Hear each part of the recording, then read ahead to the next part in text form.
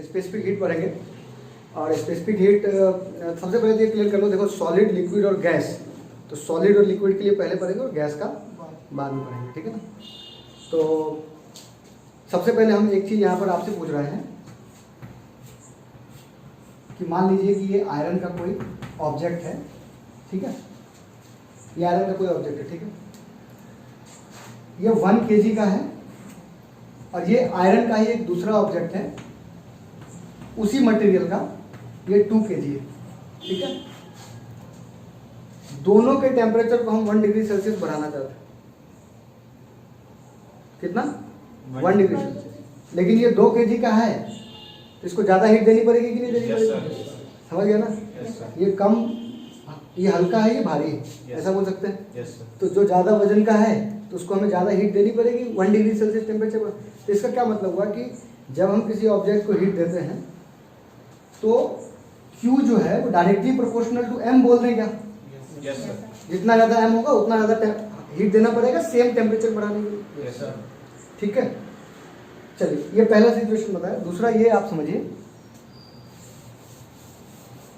अब हम क्या करते हैं, आयरन लेते हैं फिर से, ये भी 1 kg है और ये भी 1 kg है। आप ऐसा भी बोल सकते हैं कि दोनों 2-2 kg है, दोनों 3-3 kg है, दोनों 1-1 kg है, ठीक है, जैसा भी समझे। दोनों के, इसके टेम्परेचर को हम 1 डिग्री सेल्सियस या इसके टेम्परेचर को हम 5 डिग्री सेल्सियस बढ़ाना चाहते हैं और इसके टेम्परेचर को हम 10 डिग्री सेल्सियस टेम्परेचर बढ़ाना चाहते हैं। दोनों का इस पर वेट सेम है, दोनों का मास सेम है और दोनों का टेम्परेचर हम एक को बढ़ाना चाहते हैं 5 डिग्री सेल्सियस, मतलब इसको 10 डिग्री सेल्सियस मतलब ज़्यादा गर्म करना चाहते हैं। तो ज़्यादा हीट किसको देनी पड़ेगी? 10 डिग्री सेल्सियस, है ना। 0 से 10 डिग्री सेल्सियस टेम्परेचर बढ़ाने के लिए हमें ज़्यादा टेम्परेचर हीट देना पड़ेगा इसके मुकाबले। समझ, इसका क्या मतलब है कि जितना ज़्यादा टेम्परेचर बढ़ाना पड़ेगा उतना ज़्यादा हीट देनी पड़ेगी। तो मतलब हम ये कह सकते हैं कि Q जो है वो directly proportional to delta T बोल सकते हैं ना। अगर हम दोनों को एक साथ लेते, ये तो मैं ऐसे समझाने के लिए लिख रहा था आपको, ठीक है ना, कि ये मैंने कहाँ से लिखा कि Q जो है, या Q को हम डेल्टा Q भी लिख सकते हैं, चेंज इन हीट। तो Q जो है डायरेक्टली प्रोपोर्शनल M के होता है, मास के होता है ना। जितना ज़्यादा मास है उतना ज़्यादा हमें हीट देना पड़ेगा टेम्परेचर बढ़ाने के लिए, और ज़्यादा टेम्परेचर बढ़ाने के लिए ज़्यादा हीट देना पड़ेगा। क्लियर है ना? तो अगर इन दोनों को कंबाइंड लिख लें, कंबाइन करके लिख लें, तो ऐसा लिख सकते हैं कि Q जो होता है वो प्रोपोर्शनल होता है किसके? M डेल्टा T, ठीक है। आपको पता है फिजिक्स में इतनी बार पढ़ा कि प्रोपोर्शनलिटी हटाएंगे तो एक कांस्टेंट आ जाएगा। तो यहाँ जो कांस्टेंट आता है इक्वल के साथ एक कांस्टेंट आ जाएगा S। M था ऑलरेडी, डेल्टा T ऑलरेडी था, यहाँ का कांस्टेंट क्या आया? S। इसको हम प्रोपोर्शनलिटी कांस्टेंट कहते हैं और इसी को हम स्पेसिफिक हीट कहते हैं। इसी को हम क्या कहते हैं? स्पेसिफिक हीट कहते हैं। हिंदी में इसको क्या कहेंगे? विशिष्ट ऊष्मा। क्या कहेंगे? विशिष्ट ऊष्मा। S equal to specific heat कहलाता है, ठीक है। हम टॉपिक क्या पढ़ रहे थे? Specific heat. लेकिन उसको समझने से पहले एक जनरल सा टॉपिक हमने देखा कि जब हम किसी ऑब्जेक्ट को हीट करते हैं तो वो हीट जो होता है वो डायरेक्टली प्रोपोर्शनल टू M होता है और directly proportional to change in temperature होता है, ठीक है ना। और वहां से एक कांस्टेंट निकल के आया है जिसको हम क्या कर रहे हैं? स्पेसिफिक हीट कर। लेकिन अभी तक डिफाइन नहीं किया कि स्पेसिफिक हीट किसको कहते हैं, तो इसी को हम डिफाइन करना चाह रहे हैं। तो डिफाइन करना चाह रहे हैं तो हम यहाँ पर लिख सकते हैं S equals to Q upon M delta T, लिख सकते हैं क्या? तो अगर हम इसको डिफाइन करें तो देखिए M की वैल्यू हमने 1 पुट कर दी। M की वैल्यू कितनी पुट कर दी? 1 पुट कर दी, और डेल्टा T की वैल्यू मैंने 1 डिग्री सेल्सियस पुट कर दिया। तो इसका क्या मतलब हुआ? इसका मतलब हुआ, देखो यहाँ पर 1 पुट करोगे, यहाँ पर 1 पुट करोगे तो S किसके बराबर हो जाएगा? Q के बराबर हो जाएगा, हो जाएगा। Yes sir. तो मतलब स्पेसिफिक हीट उस हीट के बराबर होता है जब हम किसी ऑब्जेक्ट या किसी सब्सटेंस के 1 ग्राम मतलब यूनिट मास को 1 डिग्री सेल्सियस टेम्परेचर बढ़ाते हैं। जैसे कि मान लीजिए मुझे आयरन का स्पेसिफिक हीट निकालना है, तो हम आयरन का 1 ग्राम सब्सटेंस ले लिया, मतलब 1 ग्राम आयरन ले लिया, और उसके 1 डिग्री सेल्सियस टेम्परेचर बढ़ाने के लिए हमें जितना हीट देना पड़ेगा उसको हम क्या कहेंगे? उसका स्पेसिफिक हीट कहेंगे, उस मटेरियल का स्पेसिफिक हीट कहेंगे। मतलब वो मटेरियल की प्रॉपर्टी होती है, सब्सटेंस की प्रॉपर्टी होती है, ठीक है ना। इसी तरीके से वाटर है, वाटर की स्पेसिफिक हीट हमें निकालनी है, तो हम क्या करेंगे? 1 ग्राम वाटर ले लेंगे, उसके 1 डिग्री सेल्सियस टेम्परेचर बढ़ाने के लिए, देखो टेम्परेचर बढ़ाने के लिए आपको कुछ ना कुछ हीट देनी पड़ेगी ना। तो 1 डिग्री सेल्सियस टेम्परेचर बढ़ाने के लिए हमें जितनी हीट देनी पड़ेगी वो वाटर की स्पेसिफिक हीट कहलाएगी। ठीक है ना, तो ये समझ में आ गया स्पेसिफिक हीट क्या होता है। अगर मान लीजिए कोई यूनिट पूछ ले स्पेसिफिक हीट का, तो अलग अलग यूनिट बोल सकते हैं इसमें। जैसे कि एक बोल सकते हैं कि ये एनर्जी है, क्यू क्या है, हीट है, एनर्जी है, तो एनर्जी की यूनिट कैलोरी भी होती है, जूल भी होती है। तो हम यहाँ पर एक यूनिट बोल सकते हैं कैलोरी पर मास का हम ग्राम ले लेंगे डिग्री सेल्सियस, तो कैलोरी पर ग्राम डिग्री सेल्सियस बोल सकते हैं। और याद रखेंगे वाटर के लिए स्पेसिफिक हीट की वैल्यू 1 कैलोरी पर ग्राम पर डिग्री सेल्सियस होती है। और इसका क्या मतलब हो कि 1 ग्राम वाटर के 1 डिग्री सेल्सियस टेम्परेचर बढ़ाने के लिए हमें कितना हीट देना पड़ेगा, 1 कैलोरी हीट देना पड़ेगा। समझ गए ना।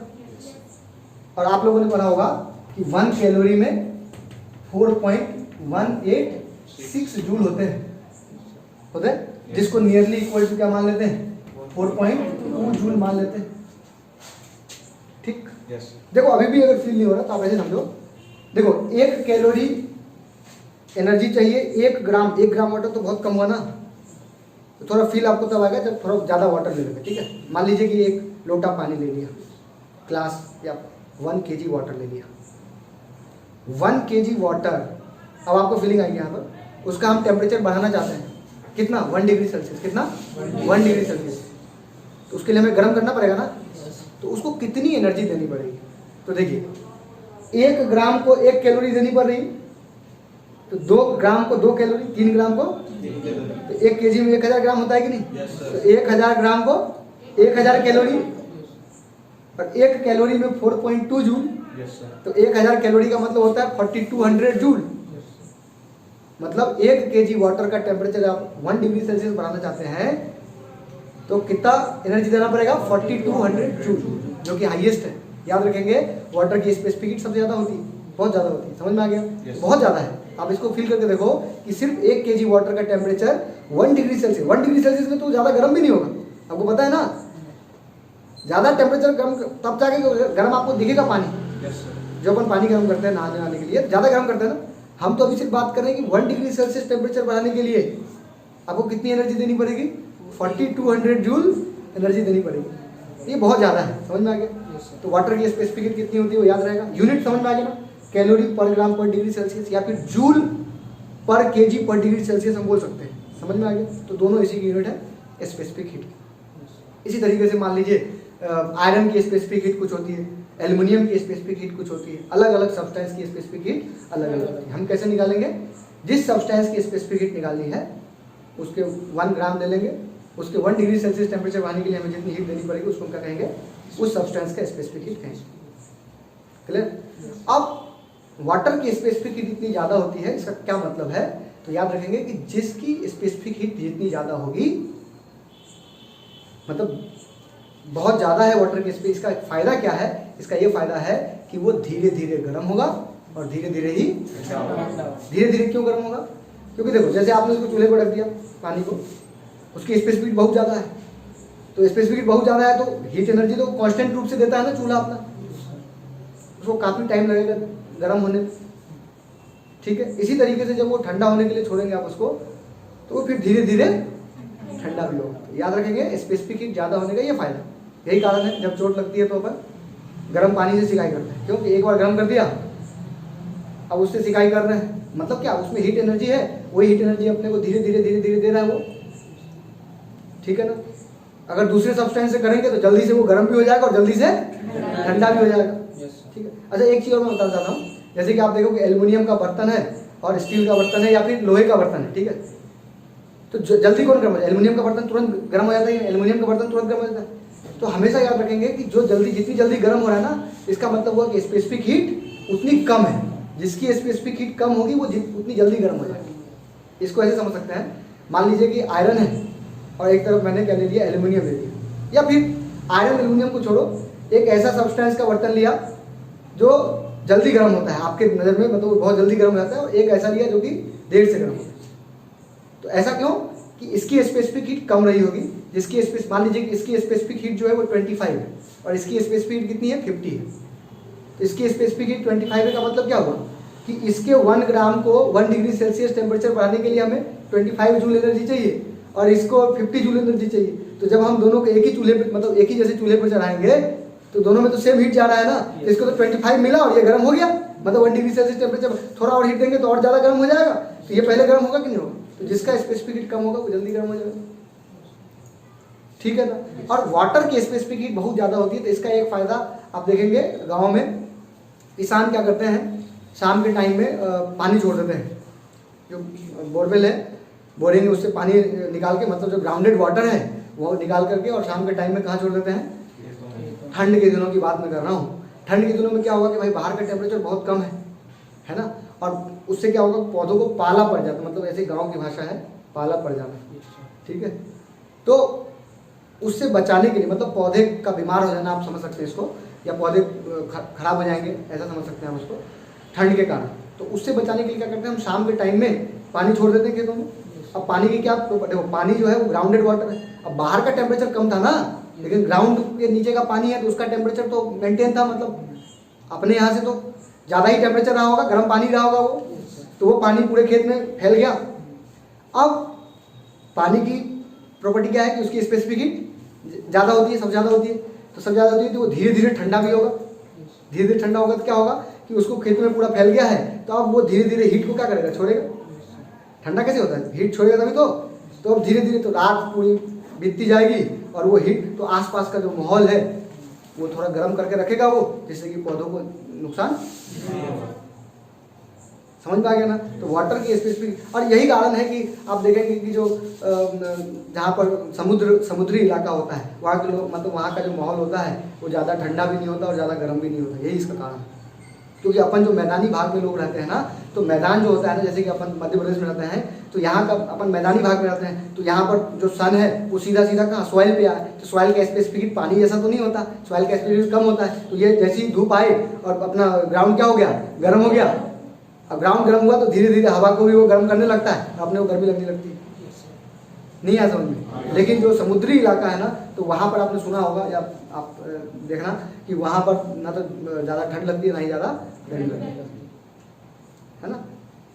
तो ये था वाटर की स्पेसिफिक हीट की हम बात कर रहे थे, ठीक है। तो सॉलिड और जो लिक्विड है, सॉलिड सब्सटेंस और लिक्विड सब्सटेंस का जो स्पेसिफिक हीट हम इस तरीके से डिसाइड करते हैं कि 1 ग्राम सब्सटेंस को 1 डिग्री सेल्सियस टेम्परेचर बढ़ाने के लिए हमें जितनी हीट देनी पड़ती है उसको हम उस सब्सटेंस का स्पेसिफिक हीट कहते हैं। लेकिन गैस के केस में जब हम स्पेसिफिक हीट की बात करते हैं तो थोड़ा सा सिचुएशन यहाँ पर अलग। डेफिनेशन वही है कि 1 ग्राम सब्सटेंस को 1 डिग्री सेल्सियस टेम्परेचर बढ़ाने के लिए जितना हीट देना पड़ता है उसको हम क्या कहते हैं, स्पेसिफिक हीट कहते हैं। लेकिन थोड़ा सा यहाँ पर आपको समझना पड़ेगा, जो प्रीवियस चैप्टर में अपन पढ़ते हैं है ना, तो वो थोड़ा कॉन्सेप्ट समझना पड़ेगा थर्मोडायनेमिक्स का। जो प्रोसेस पढ़ा था ना थर्मोडायनेमिक्स में, आइसोथर्मल प्रोसेस, आइसोकोरिक प्रोसेस, ये सब पढ़ा था ना, उसमें से एक आइसोकोरिक प्रोसेस जो जिसमें वॉल्यूम कांस्टेंट रहता है, याद है आपको? वॉल्यूम आइसोकोरिक प्रोसेस में क्या कांस्टेंट रहता है? देखो जिन लोगों को नहीं पता तो वो याद रखेंगे कि आइसोकोरिक प्रोसेस में वॉल्यूम कांस्टेंट है। और जब वॉल्यूम, अच्छा आप लोगों ने एक फार्मूला पढ़ा होगा कि W इक्वल्स टू क्या होता है, PdV होता है। इसको हम W ना लिख के dW लिख देते हैं। वर्क डन इक्वल्स टू क्या होता है, PdV मतलब pressure into change in volume. तो अगर मान लीजिए कि वॉल्यूम चेंज ही नहीं होगा, तो dV की वैल्यू क्या हो जाएगी, 0 हो जाएगी। और dV की वैल्यू 0 हो जाएगी तो इस पूरी वैल्यू क्या हो जाएगी, तो वर्क डन भी क्या हो जाएगा, 0। तो हम ऐसा कह सकते हैं कि जो आइसोकोरिक प्रोसेस होता है, मतलब जिसमें वॉल्यूम चेंज तो उसमें वर्क डन क्या होगा, 0। ठीक है। और आप लोगों ने अगर पढ़ा हो फर्स्ट लॉ ऑफ थर्मोडायनेमिक्स, तो उसमें हम ये पढ़ते हैं कि जब हम किसी गैस को हीट देते हैं, तो वो 2 चीज़ें करता है, वर्क डन करेगा और दूसरा इंटरनल एनर्जी चेंज करेगा। इंटरनल एनर्जी क्या होता है, देखो इसको समझने के लिए एक छोटा सा एग्जांपल मैं पहले भी बता चुका हूँ, एक बार फिर समझिए कि ये ठीक उसी प्रकार की, जैसे मान लीजिए कि मैंने आपको 500 रुपये दिए, तो 500 रुपये में से आपने 100 रुपये का क्या कहते हैं खर्च कर दिया, और जो 400 रुपये बचे वो क्या हुआ, आपकी सेविंग्स। तो वो जो सेविंग्स बढ़ना हुआ वो क्या हुई, इंटरनल एनर्जी बढ़ गई, आपकी इंटरनल एनर्जी, और 100 रुपये का आपने वर्क डन कर दिया। तो यही पढ़ते हैं ना, Q इक्वल्स टू मतलब जब हम DU प्लस DW जैसा बताया था ना, change in internal energy plus work done. जब हम किसी ऑब्जेक्ट को हीट देते हैं तो वो इंटरनल एनर्जी चेंज करेगा और वर्क डन करेगा। बोलो। तो 2 सिचुएशन यहाँ पर बनती है जब हम गैस के स्पेसिफिक हीट की बात करते हैं, तो 2 सिचुएशन कौन सी बनती है वो देखिए।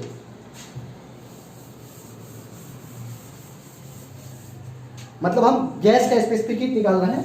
यहाँ पर पहला सिचुएशन है कांस्टेंट वॉल्यूम, कांस्टेंट वॉल्यूम।